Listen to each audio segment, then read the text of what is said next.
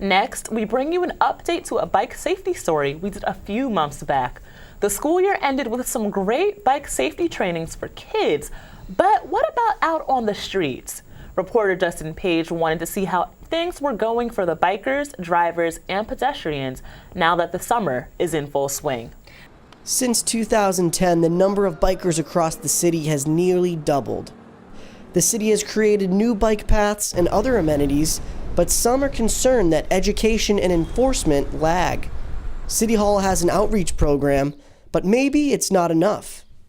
Police and residents report continued driver and biker violations.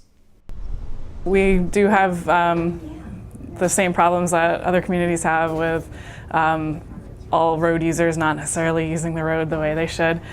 So you do see some red light violations, for example. That's the common one we hear complaints about. It's hard to pick the biggest challenge because there's a variety of impacts that we're trying to make. I know that as we were discussing, the police have been out doing some enforcement to educate as well as to give tickets. City Hall has a bike safety poster campaign, but is currently out of posters, so education falls to the police.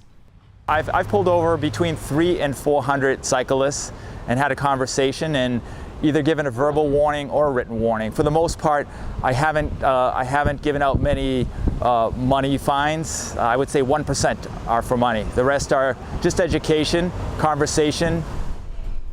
So far in 2014, the police have issued 506 citations to bikers for violations such as biking on sidewalks in business districts and going through stop signals.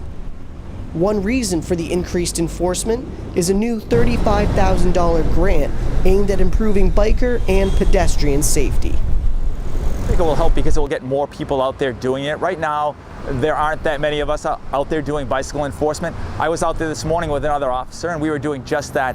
I wasn't doing the grant enforcement, I was just doing what I regularly do every morning, and the other officer was on that grant program.